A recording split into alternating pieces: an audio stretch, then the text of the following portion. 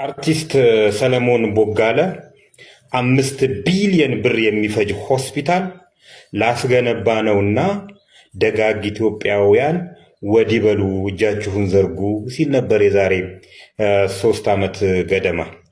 ይሄን ሆስፒታል ከጓደኞቼ ጋር ሆኜ ልገነባ ያነሳሳኝ ነገር ህንድ በነበርኩበት ሰዓት የህንድ ዶክተሮችና የኢትዮጵያ ደላላዎች በጋራ አንዲት ኢትዮጵያዊ ታማሚ ህፃን ላይ ሲያሰቃዩት ስላየው ነው ብሎ እንዲነግሮን ነበር። በደላላ ህንድ ሀገር አንዲት እናት ልጇን ይዛ ወደ ህንድ ትሄዳለች።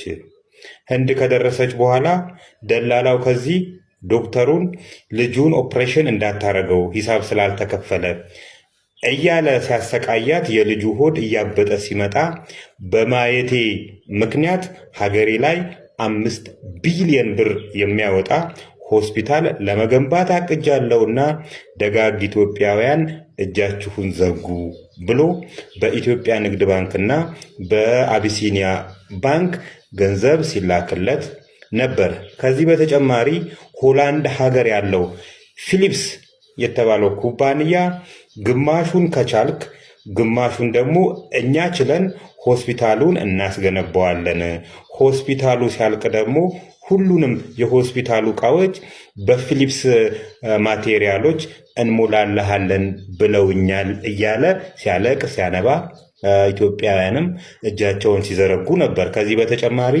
በቴሌ አጭር ስልክ ቁጥርም ብር እንዲላክ እያመቻቸው ነው ሲል ነበር ሰይፉ ፋንታሁን ላይ ቀርቦ እና ይኸው 3 ዓመት ሆነው።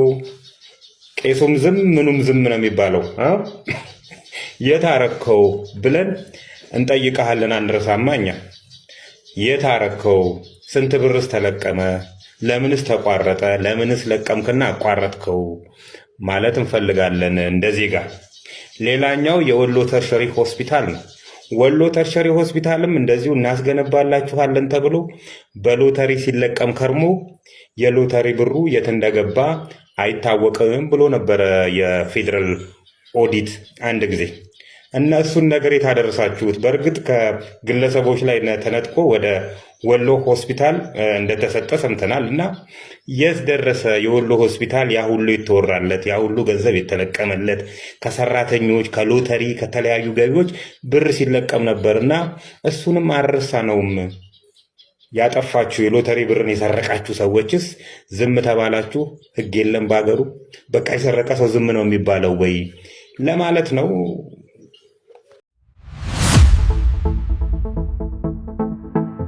የስንት የልብ ህመምተኛ ህፃናትንም ባያብሳል፣ የመኖር ተስፋቸውን ያስቀጥላል፣ በጭንቀት ላሉ ቤተሰቦች እፎይታን ይሰጣል ተብሎ ተስፋ የተጣለበት በህብረት ለበጎ የበጎ አድራጎት ድርጅት ሊገነባ የነበረው የልብ ህመምተኞች ሆስፒታል የት ገባ?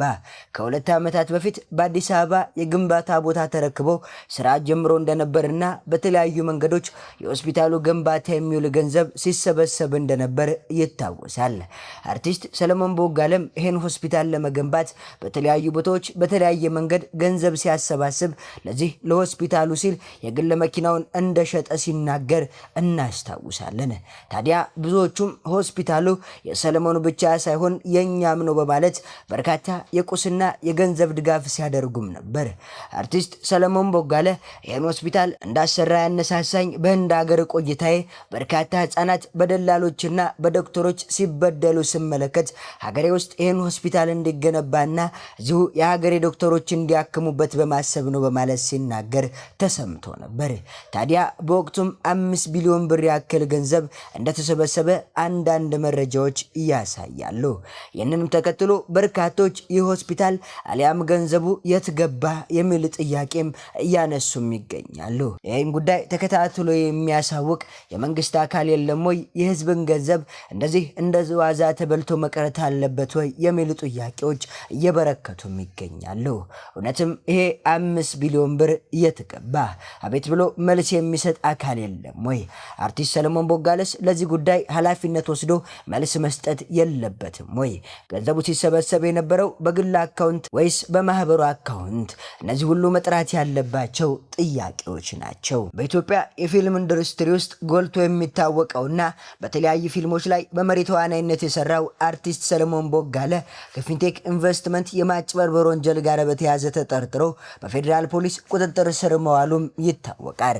አርቲስት ሰለሞን ቦጋለ ፌዴራል ፖሊስ የወንጀል ምርመራ ቢሮ በቁጥጥር ስር የዋለ ሲሆን ጉዳዩን በሚመለከተው የፌዴራል የመጀመሪያ ደረጃ ፍርድ ቤት አራዳ ምድብ አንደኛ ጊዜ ቀጠሮ ችሎትም ቀርቧል። አርቲስቱ ፍርድ ቤት የቀረበው ቀደም ብለው በተመሳሳይ ወንጀል ተጠርጥረው በቁጥጥር ስር ከዋሉት እንደነ ሰራዊት ፍቅሬ፣ ይገረም ደጀኔ፣ ዳንኤል ተገኝ፣ አብርሃም ግዛው፣ ወንድም ካሊድና ቲክቶከሩ መንሱር ጀማል ጋር አብሮ ነው። መርማሪ ፖሊስ ለፍርድ ቤቱ እንዳስረዳው አርቲስት ሰለሞን ቦጋለና ሌሎች ተጠርጣሪዎች ከፊንቴክ ኢንቨስትመንት ጋር በተያያዘ የህዝብን ገንዘብ ያላግባብ በመውሰድና በህገወጥ የገንዘብ ዝውውር ላይ ቀጥተኛ ተሳትፎ አድርገዋል በሚል ከባድ ወንጀል ተጠርጥረው ነው። ፖሊስ በቀጣይ የምርመራ ስራውን ይበልጥ አስፋፍቶ ጥልቅ መረጃዎችን ሰብስቦ ለማቅረብም ተጨማሪ ችሎት ጠይቆም እንደተፈቀደለት ይታወሳል። የነዚህ ታዋቂ ሰዎች መታሰር መነሻ የሆነው ባለፈው ሳምንት በፊንቴክ ኢንቨስትመንት ደጃፍ ላይ የተሰማው የፊንቴክ ኢንቨስትመንት ሰለባዎች ሰልፍና አቤቱታ ተጎጂዎች ህግ ባለበት ሀገር 900,000 ብር ቅድመ ክፍያ ተቀብሎ የዋሽታ የሆነውን ድርጅት አምባሳደሮችና ባለቤቶች ይጠየቁልን በሚል ጩኸታቸውን ማሰማታቸውን ተከትሎ ፖሊስ አስቸኳይ ምርመራ መጀመሩም ይታወሳል።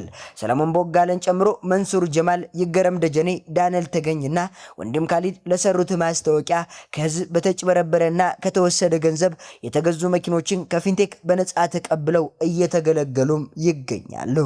አርቲስት ሰለሞን ቦጋለ በተለያዩ ፊልምና ቲያትር ስራዎች ላይ በመሳተፍ የብዙዎችን አድናቆት ያተረፈ አንጋፋ አርቲስት ቢሆንም አሁን የተከሰሰበት ወንጀል ተሳትፎ ግን በሕግ ፊት እጣ ፈንታውን የሚወስንም ይሆናል።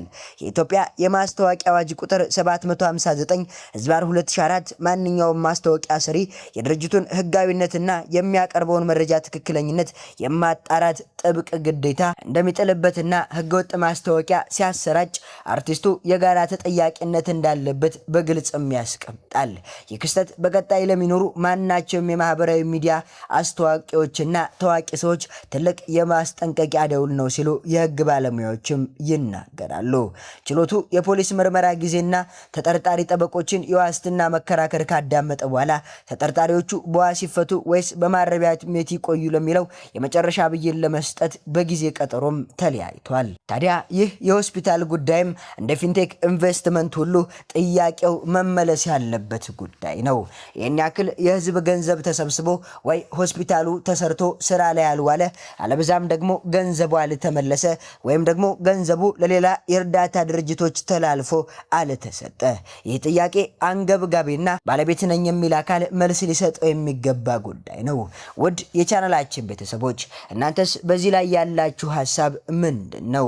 ይህ የህዝብ ገንዘብ ተበልቶ መቅረት አለበት ወይስ ሆስፒታሉ መገንባት ያለበት?